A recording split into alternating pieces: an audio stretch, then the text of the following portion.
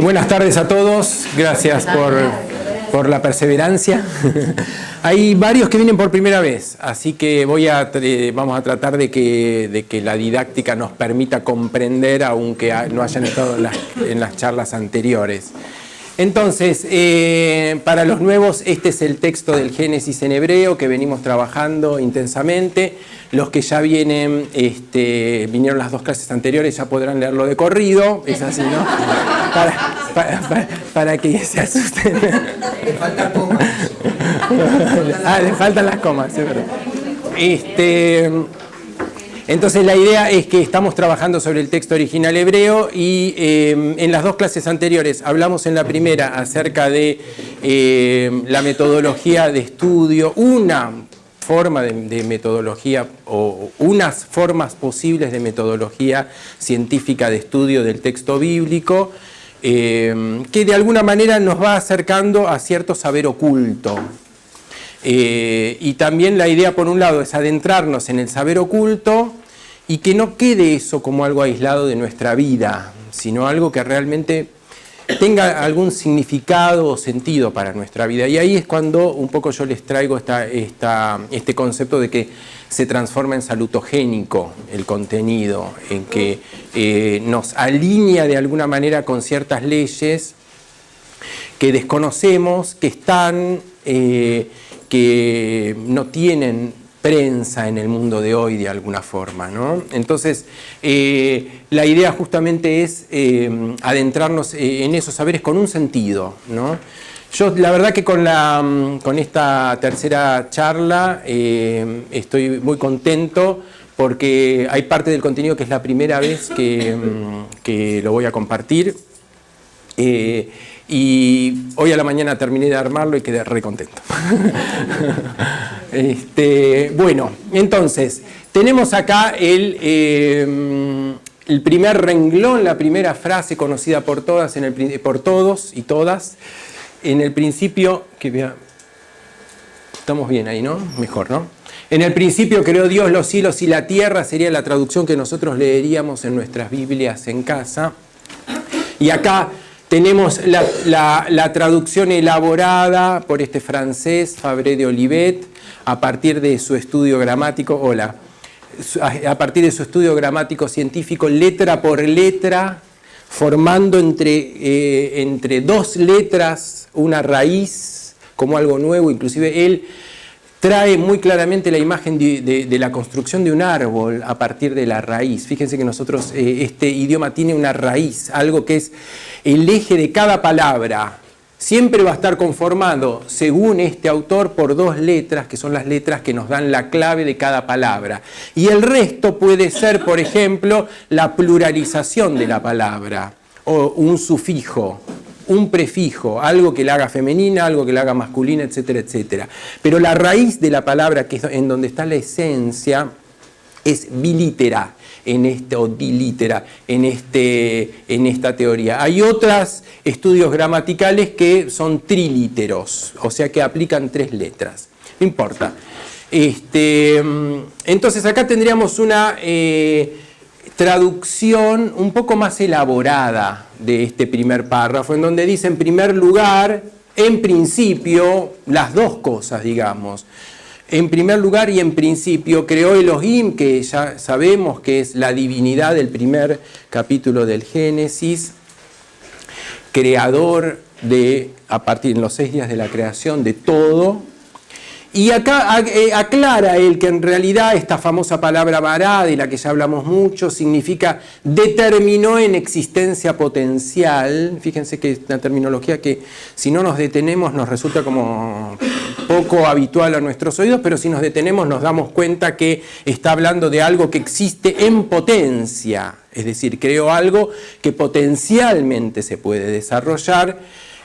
Los dioses, acá está describiendo esta palabra que es Elohim, es el único autor a quien yo le encontré que tradujera así, los dioses, porque en realidad si uno se detiene en esa palabra es tanto singular como plural. Y es así. Y es muy complejo para nuestra concepción, pero es así, porque estas últimas dos letras pluralizan el término, pero sin embargo está hablando de algo que es uno.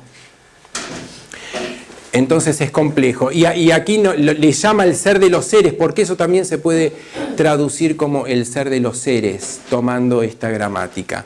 La entidad de los cielos y de la tierra. O sea que sobre una traducción habitual se reelabora, digamos, profundizando la terminología. Pero no es ese nuestro tema central de hoy, sino que yo lo que quiero es ir haciendo una especie de construcción, es como un jueguito que vamos a hacer, como si escribiéramos ya algo, hemos hecho letra por letra, ahora vamos a escribir palabra por palabra el Génesis. Entonces esa primera palabra, Bereshit, significa en principio. La siguiente, Bará, significa creó. Ahí dice Elohim. Dios está traducido.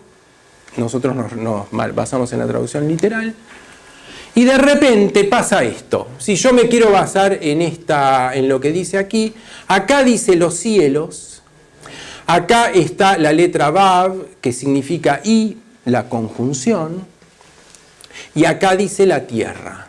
Entonces, hoy ya podemos hablar un poquitito más, ya nos conocemos más. ¿Qué pasó acá? Acá dice, en el principio creó Dios, supongamos, y acá dice los cielos y acá dice la tierra. ¿Qué pasó? ¿Qué falta o qué sobra?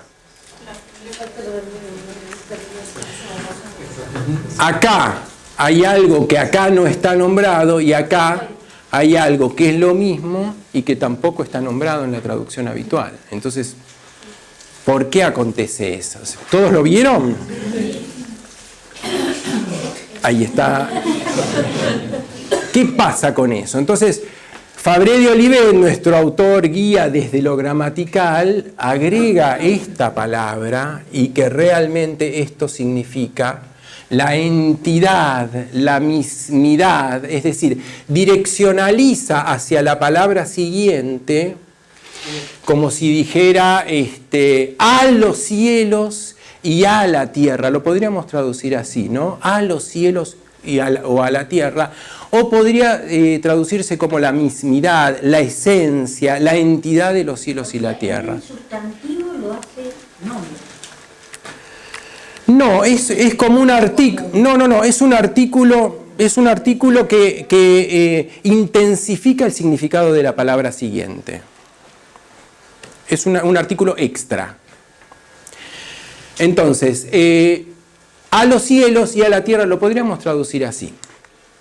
Pero acá nos encontramos con lo siguiente, y acá vamos a empezar a jugar un ratito. Es un juego entre nosotros. En el principio creó Dios, y yo, como estábamos construyendo esto palabra por palabra, tomé una decisión arbitraria, que fue decir, termina la Biblia acá en la cuarta palabra. En el principio creó Dios se leería así. ¿Y por qué esa decisión arbitraria? Porque si nosotros vamos a nuestro cuadrito, que ya muchos lo conocen, nos encontramos con que esas dos letras son ¿cuáles en el cuadro? La primera y la última. Entonces, si nosotros nos quedamos, Aleph, ya la conocemos, y Tav, también la conocemos porque está en el Bereshit, es la última letra del Bereshit. Entonces nosotros podemos leer eso. En principio creó Elohim, Aleph, Tav. O si queremos, podemos decir, en principio creó Elohim desde la Aleph hasta la Tav, pasando por todo el universo del verbo. Podríamos terminar la Biblia ahí y nos podemos ir a casa tranquilos, en la cuarta palabra. Pero fíjense lo que acontece con el Evangelio de Juan. Y ahora es lo primero que traigo. Creo que no traje nada del Nuevo Testamento. Es lo primero que, salvo nombrarlo. La próxima charla, la cuarta, imperdible, vamos a hablar un poquitito más del Nuevo Testamento ya. Esto es una traducción posible del Evangelio de Juan. En el principio ya existía el verbo. Famosísima frase del Evangelio de Juan. Y Juan 1.1, 1.1. Lo mismo que estamos leyendo en el Génesis. Estamos leyendo el Génesis 1.1. Acá nos vamos a Juan 1.1. En el principio ya existía el verbo y el verbo estaba con Dios y el verbo era Dios. Vamos al Evangelio en hebreo. ¿Qué leemos ahí? En primer lugar, la primera palabra es compartida. Acá nos está describiendo el Génesis de todo. Acá está tomando el Génesis en el principio, lo que existía en el principio, que era el verbo. Pero fíjense lo que pasa si hacemos el mismo jueguito. En el principio, acá podemos leer era o estaba. Ese es un verbo que se podría traducir como ser o estar. Era o estaba. El verbo, ahí dice el verbo, adabar, que significa el verbo. Beadabar, y el verbo era plim, plim, plim, plim, plim, plim. Nuestras dos mismas letras. Acá dice et, que es el artículo, a Elohim. En el principio estaba el verbo, y el verbo era la entidad o la mismidad de el Elohim. Eso es lo que está diciendo el Evangelio de Juan. Era Dios, así está traducido. Pero también podemos hacer esta cosa arbitraria, terminar el Evangelio de Juan acá, y no nos vamos a quedar cortos en nuestro aprendizaje si leemos en el principio era el verbo y el verbo era Aleph Taf, desde la Aleph hasta la Taf. Está diciendo una verdad total. Y fíjense lo que pasa en el Apocalipsis. Ahora estamos ya terminando la lectura de la totalidad de la Biblia y nos encontramos con esta también famosísima frase. Estamos con frases muy famosas que son: yo soy el alfa y el omega. Acá empezamos a tocar este tema del yo soy, que también lo vamos a profundizar en la próxima clase. Y vamos al Apocalipsis en hebreo, ahí está chiquitito, vamos a agrandarlo, y acá, en esta versión, está traducido así: Anoji, que significa yo soy, Aleph, ahí está escrita la letra Aleph, ahí dice Aleph, acá está la conjunción y Taf, ahí dice Taf. Esta es la T y esta es la V. Reconocen ustedes a la Aleph y a la Taf. O sea que fíjense que en el Apocalipsis nos dice: yo soy Aleph Taf. Y este cuadrito, y acá está la Aleph y acá está la Taf. Y acá, este es el cuadrito que presenté la primera charla, en donde empezábamos la lectura de la Biblia allá por los inicios del Génesis, hacíamos todo un recorrido del Antiguo Testamento hasta ese lugar en donde termina el Antiguo, empieza el Nuevo, termina el Antiguo, empieza el Nuevo, y ahí está el Evangelio de Juan, y luego este camino hacia el futuro, representado en esta especie de lectura circular de la Biblia con el Apocalipsis, y en los tres lugares aparece esa misma, ¿cómo llamarle?, sentencia acerca del verbo creador de la Aleph y la Taf. Entonces tenemos que trabajar con la Aleph y con la Taf. Y acá yo puse la Aleph, y este sería todo el universo del verbo creador, desde la Aleph, como si fuera la imagen del cielo de las letras, desde la Aleph hasta la Taf, las letras, el verbo creador, aquello creado en el principio y aquel verbo que es capaz de crear. Y vamos a hacer esto porque salió lindo. Y ya hicimos este jueguito nosotros cuando empezamos con la Bet, la Biblia, ¿se acuerdan? Y terminamos con la Lamed. La B iniciaba, la L terminaba y se formaba si nosotros hacíamos este movimiento desde la periferia hacia el punto y se invertía algo, se formaba la palabra corazón, ¿se acuerdan? Sí. Bueno, ahora vamos a hacer lo mismo, pero con la alef y la taf. Vamos a mandar a la alef hacia el final de la palabra, porque leemos de derecha a izquierda, y a la taf la mandamos al principio, ¿se entendió? ¿No? Y ahí se forma una palabra que es ta. Se puede leer esta palabra como ta. La alef es una letra muda. Es como una especie de H, menos que H. Es más muda que la H. Es la primera letra del alfabeto y se puede leer, acá se podría leer como ta, te, ti, to, tu, si queremos, porque no hay una vocal. Y por otro lado estamos con un idioma basado en consonantes. Todo esto que estamos haciendo es consonántico. No importa tanto, en este caso, la pronunciación, sino la presencia de las consonantes. Es como lo estructural de las palabras. ¿Se entiende esto? Si no me frenan, ¿eh? ¿Se ve de allá, Noé? Leemos ta ahí. Entonces, vamos a nuestro diccionario a ver qué significa la palabra ta.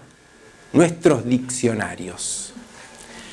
Este ya lo conocemos, ¿no? Se consigue en Mercado Libre, ¿no, Raúl? Sí. Les costó, pero lo consiguieron. Tengo unos alumnos que compran los libros después de la primera clase, increíble. Es un libro re difícil, corroborado que es re difícil, hay que leerlo muy despacio y uno nunca termina de entenderlo. Pero fíjense lo que dice de la palabra ta. Acuérdense del universo del verbo creador desde la alef hasta la taf, la mayor periferia posible. Fíjense lo que dice de la palabra ta. Toda idea de determinación, designación, definición, delimitación, circunscripción. Siempre este señor, cuando analiza las palabras, no las analiza como un hecho terminado, sino como un proceso. Entonces, él nos dice, esta palabra nos da una idea de algo que es determinado, circunscripto, delimitado, designado, definido. Pareciera ser lo contrario de una periferia expandida, sería algo que encuentra un límite preciso. ¿Se entiende la idea? No es fácil, porque estamos hablando de un proceso no materializado, porque nunca nos baja los procesos totalmente hasta a tierra este señor. Nos lo deja en un ámbito en el cual los significados pueden ser muchos. Y él dice, esto puede ser la celdilla de un panal de abejas, puede ser una habitación nupcial, dice él, y ese tipo de ejemplos, es decir, un lugar pequeño delimitado en donde acontecen cosas. Esto significaría ta. Pero ahí tenemos otro diccionario, y esa es la foto del diccionario que era de mi madre, a mi madre le debo, porque era maestra de hebreo, y le debo la pasión que ella tenía por este idioma. Entonces falleció hace poquito mi madre y el diccionario pasó a estar en casa y esta definición es un diccionario hebreo, no es un traductor. Entonces lo que dice, esto significa como un diccionario uno agarra una palabra y la explicación de la palabra. Lo que dice en este diccionario, la parte más pequeña de la vida en cada ser o criatura. Fíjense cómo está esta idea de lo más pequeño, pero acá lo pone la parte más pequeña de la vida en cada ser o criatura. Entonces, ¿qué es esto? A ver si se animan a responder. ¿Cuál es la parte más pequeña de la vida en cada ser o criatura? Y a mí me encantó que lo defina así. Eso. Todo sería posible, pero vamos al traductor y yo puse aquí esa sospecha, porque si yo agarro un libro de biología hoy, la unidad morfológica y funcional de los seres vivos es la célula. Palabra que no existía en los tiempos bíblicos, pero hoy sí. Entonces yo puse ahí célula y me salió la palabra ta. Se ve lo que hice, ¿no? Google mediante, todo es posible, casi todo. ¿No? Entonces, fíjense, entonces cómo, volviendo a nuestra imagen, tenemos el verbo creador desde la alef hasta la taf, y ahí tenemos la célula. La inversión del verbo creador está en una célula. Vamos a ver en qué célula está. Ahí hay una especial. Pero la historia sigue. Porque si nosotros pasamos esto a números, vamos a tener que desde la alef hasta la taf es desde el 1 hasta el 400. En este sistema de letras y números, el máximo número es el 400. Entonces, tenemos la unidad, que ya la conocimos porque es la máxima, el 1, ya hablamos mucho del 1, y tendríamos el 400, que en este sistema sería la más elevada expresión de lo cuaternario.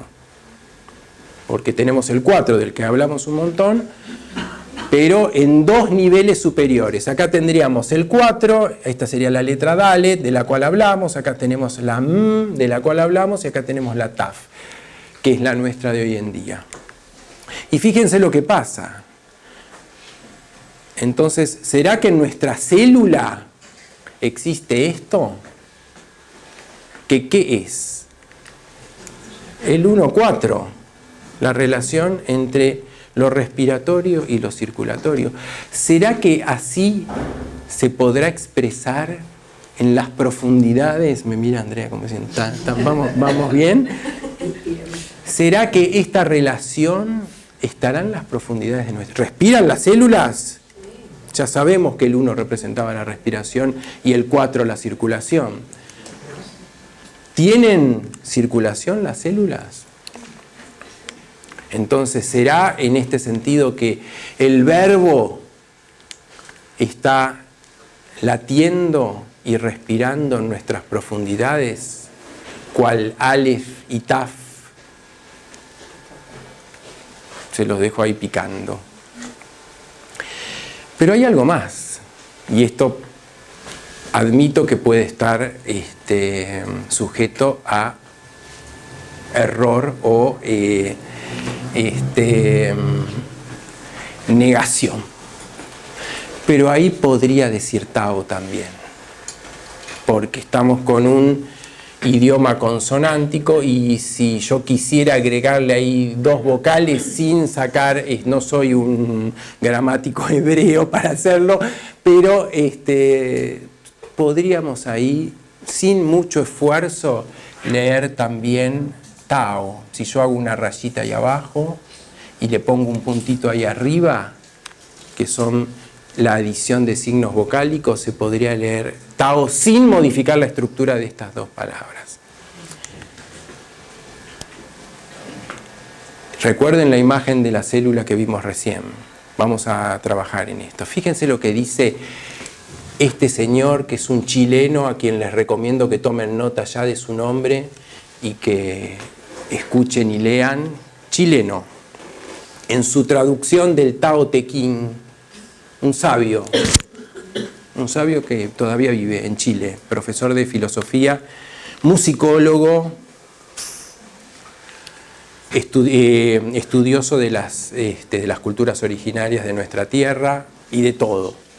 El Tao que puede ser explicado, dice Gastón, esto es el Tao Te Ching en traducción de Gastón Sublet. El Tao que puede ser explicado no es el Tao eterno, es el primer párrafo del Tao Te Ching. El primer, no sé cómo se llama esto. El Tao que puede ser explicado no es el Tao eterno. El nombre que puede ser pronunciado no es el nombre eterno. Llamo no ser al principio de cielo y tierra. Llamo ser a la madre de todos los seres. La dirección hacia el no ser conduce a contemplar la esencia maravillosa. La dirección hacia el ser conduce a contemplar los límites espaciales. Ambos modos son originalmente uno y solo difieren en el nombre. En su unidad, este uno es el misterio, misterio de los misterios y puerta de toda maravilla, para tener en el bolsillo de la dama y en la cartera del caballero y leer, leer, leer, porque esto es una meditación. ¿Tiene algo que ver con esto que venimos hablando desde hace 3 charlas, esto? El uno, la unidad, el cielo, la tierra. Y ahí tendríamos esta célula, que es una célula especial, porque es la primera célula que todos hemos sido alguna vez. Unión de media célula, que es el óvulo, y de otra media célula, que es el espermatozoide. Porque estas dos, a las que solemos llamar células, no lo son en realidad. No podrían sobrevivir por sí mismas, ninguna de ambas. Estas dos son medias células y forman esta nueva unidad que se llama cigoto. Hoy nuestro tema es la embriología y el génesis, o la embriogénesis, y acá estamos empezando con ese tema. ¿Qué podríamos pensar allí? Que indisolublemente está unido con esta imagen. Y no es una abstracción que todos fuimos una vez esa única célula. Porque haya durado lo que haya durado, ahora vamos a ver eso, en algún momento el espermatozoide y el óvulo de nuestros progenitores se unieron y formaron una nueva célula, que esa sí tiene categoría de célula, diferente a todas las demás, arquetípica, y en donde se juega esta dinámica del 1-2, en donde hay una unidad, recuerden las palabras del Tao Te Ching, y hay una dualidad también. Y esto es el Tao. Y pensar que en algún momento nosotros fuimos el Tao. ¿Habrá sido así? Porque así venía la historia. Cuando los espermatozoides se encontraron con el óvulo, vamos a trabajar mucho sobre esto, y de repente aconteció esto, en donde empezaron a ver esto que se llama pronúcleo femenino, que es el aporte de la madre, y pronúcleo masculino, que es el aporte del padre, y se igualaron, se pusieron frente a frente, y se formó esta, que es nuestra célula Ta. Y hay que complementar. Se complementan, exactamente. ¿Cómo acontece ese fenómeno? ¿Qué es lo que pasa en ese encuentro? Algo nuevo, que no es, insisto con estos conceptos, porque no es un concepto abstracto, que es algo nuevo. Es algo que tiene toda la información, y estos son los genes de los que están en los cromosomas que nos van que tienen todo lo que tienen que tener, que saben y tienen todo lo que tienen que tener y saber acerca de cómo se constituye un organismo humano que somos nosotros. En esta única célula, unidad, nueva unidad, está todo.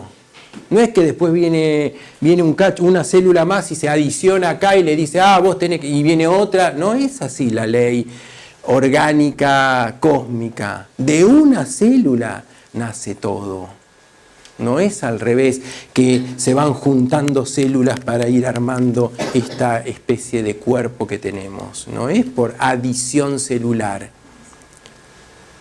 Y no es un concepto para no pensarlo, es un concepto para pensarlo. Venimos de una unidad en lo orgánico. No es lo mismo sumar células que sabernos hijos de un todo. No es lo mismo.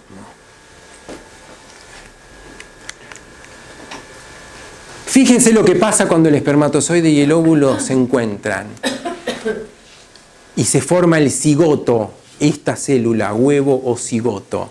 Se ha reorganizado completamente el material genético, ya no es el del padre solo ni es el de la madre solo, ni tampoco es la suma, ¿cómo llamarle?, fría de ambos. Se encuentran ambos materiales genéticos, se reorganiza, dialogan, algo se elimina, algo queda, esto sirve, esto no sirve, esto me gusta, esto no me gusta. ¿Quién decide eso? Se ha realizado una limpieza general. Todo lo que la carga hereditaria trae como cosa que tiene que no puede formar parte de un nuevo organismo, se limpia. El metabolismo lo limpia. Se reparan errores y trastornos. Eso acontece en el encuentro cromosómico. Me mira, Erika, ¿es así o no? Se ha colocado el reloj celular en cero. Empieza una nueva historia, es una célula nueva, arranca de nuevo. La dotación cromosómica es nueva, única, joven y limpia. El citoplasma, que es la parte que no es núcleo, y las organelas se encuentran totalmente renovados. La célula estrena metabolismo y respiración. Esto pasa en la primera célula que alguna vez fuimos. Todo esto empieza desde una unidad.